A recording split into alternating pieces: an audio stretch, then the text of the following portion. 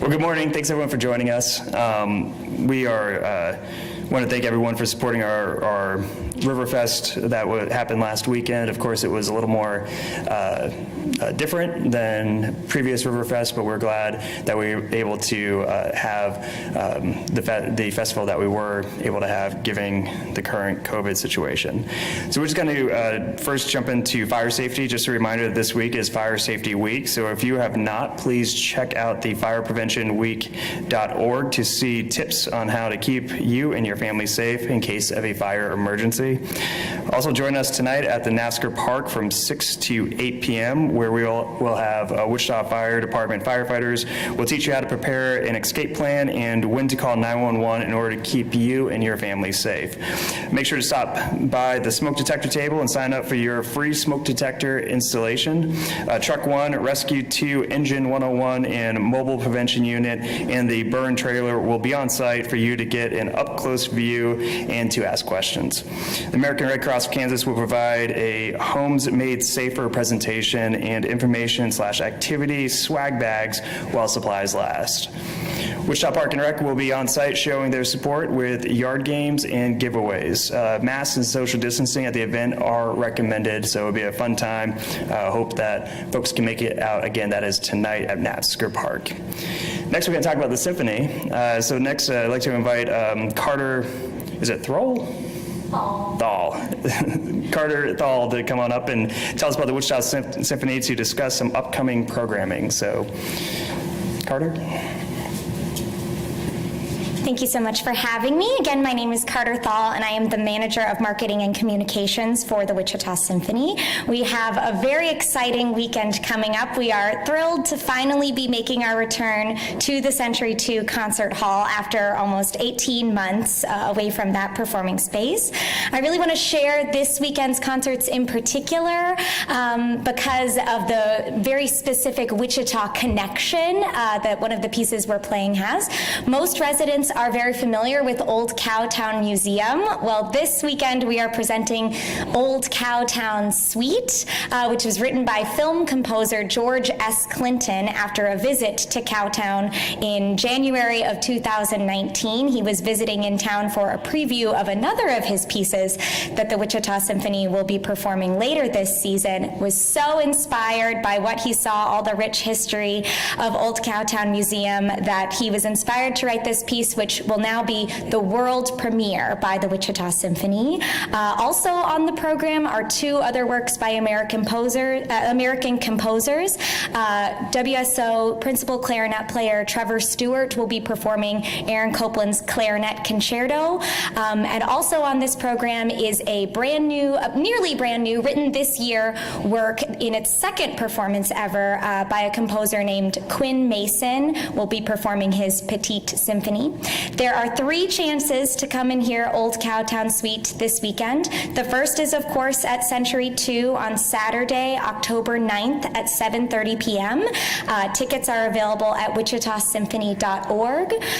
Further into the weekend, we will actually be doing an additional performance at Wichita Heights High School on Sunday, October 10th at 2 p.m. That's in the Wichita Heights High School auditorium. This is a really exciting collaboration for the Symphony and Wichita Public Schools 259, the Wichita School District.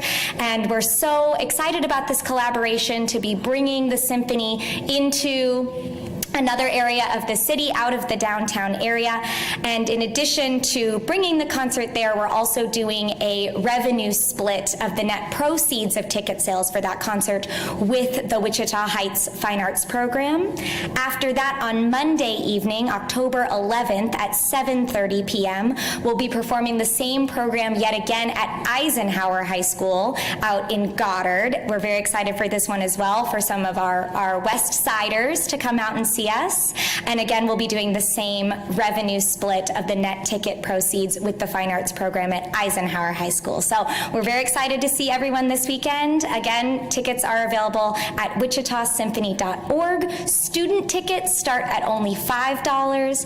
Adult tickets start at only $10 for the concerts this weekend, and we hope to see you there. Thank you so much. Excellent. Thank you, Carter. And speaking of local music and history, just want to just make a quick reference that one of our Wichita and musical icons, Rudy Love, has passed away, and we want to officially send our thoughts and prayers to the family of Mr. Love.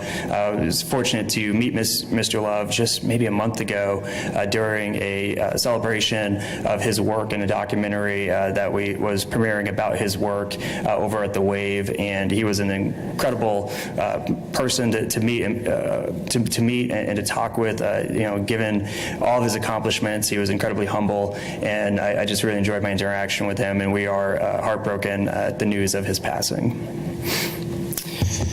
So the next thing we'll talk about is really just an ask for the public who are interested in getting involved in what we have going on at the city. We are looking for folks to help us fill vacancies for our city boards. Boards are a great way to get involved and help shape our community. I usually interact with people who ask, what can we do to get involved? This is a really good way to get involved. So we currently have vacancies for the Sustainability Board, the Ethics Advisory Board, the Community Service Block Grant Review Committee, and several district advisory boards, the Planning Commission, and more. So please, if you're passionate about Wichita and about helping improve our community, serving on a board is a great way to do that. And you can find us over at wichita.gov. On our website, there will be a link to the boards and also how to apply to be on those. So we hope that we can get folks who are interested in donating their time and talents to help move our city forward.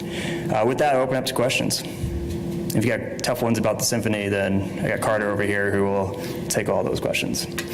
Just general questions? Anything you want. Anything? Okay. Just following up on stories from yesterday, the homeless population. I guess how is the city of Wichita just addressing the homeless population, and just talk to you about it. Your thoughts. So it's a top priority to ensure that we not only help our neighbors who are experiencing homelessness, who are right now living outside, be comfortable and receive the services they need, but we're actually beginning conversations of addressing the underlying variables that actually cause homelessness. Just a couple of weeks ago, we had a joint meeting with our friends over at the county commission who came here, and one of the big topics is how can we utilize our one-time funds coming in from ARPA, coming in from the federal government, to address what the outcomes, what cause people to be homeless. And the data showed that about 70% of folks who are experiencing homelessness right now, who are living outdoors, suffer from a mental health problem or a substance abuse problem, and 50% suffer from both, which means that we have to somewhat change our paradigm in our initial thoughts on how we approach this topic, and we need to ensure that we're doing the right thing to give people the best chance they have of addressing those underlying issues so that they can get back on their feet. Totally. And I was speaking with a few homeless residents in that area for a second, and they're like, where do we go? Where do we go? We can't stay in these white lines, or whatever the case may be, not even white lines specific, but it's like, are there resources out there for them? Nighttime shelters, Definitely, and we want to encourage people to be utilizing these resources that we have out there, and perhaps we have to do a better job getting that information to people. But the reality is, if you take what we have spent for homelessness and homelessness prevention as a city over the last 2 years, we will far exceed the last 10 years of Wichita City level spending combined. We are making investments into changing that paradigm or that service paradigm of just having an overnight shelter. Because what we're seeing, kind of the old way of doing this, is you have a shelter at night, and then folks get kind of released during the day, and the mindset was they will go and get a job.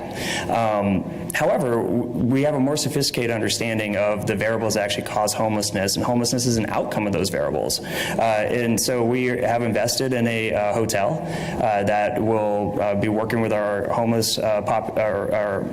homelessness service providers, such as Humankind, to offer mid and long-term housing with on-site social services right there to try to address some of these key issues. And I love it when people get really passionate about this issue and want to see immediate change. I think that we also have to realize we are playing chess, not checkers. We have to make moves today that will create opportunities in the future, and it's not going to be fixed overnight. And we definitely don't want to go down that path of like, well, just out of sight, out of mind. And instead we need to realize that we have a responsibility as a city, and also with our friends at the county, of addressing those key variables that actually lead to folks who begin living outside. What's the stats of the ice center? There's an article today on the Eagle website that I have no, I'm kidding. up for RFP, and what's stats have? What's the city's position on that? So the city's position, my position might be different. Frankly, I want to ensure that the ice arena it continuously serves our community and the people in our community who expect high quality from places like the ice arena. I was a little caught off guard when I found out that the proposal was to actually sell the arena, which was articulated well in that article that you just cited. I do know that we have put out a proposal for new management because we have gotten a lot of negative feedback from people who are utilizing the center under its current management. So I have spoken with the manager, and just like the article articulates, it seems like they are more just trying to, I guess, feel out the market. But again, my goal is to utilize our city assets the best we can to have, folks can have the best experience with those assets. And as far as where that is at right now, I still would have to get a better update on, where the process is. But obviously, there's a lot of public use for that facility. Is that something you're concerned about? If it does get sold, that the public won't be able to use it? Oh, absolutely. Absolutely. And to the administrative side of our government, who sets up these proposals so they can get some of the information for the policy side to make decisions on. To their credit, they did pull in stakeholders who actually utilize the ice rink frequently.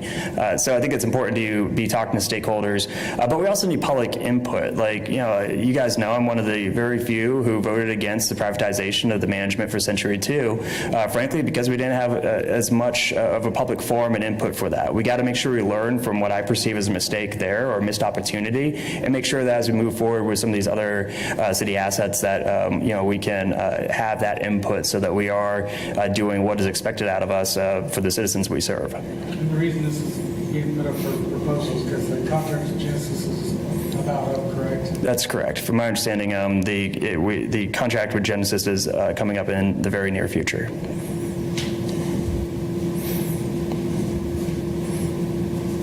KWZH, you got anything? Took my question. The what?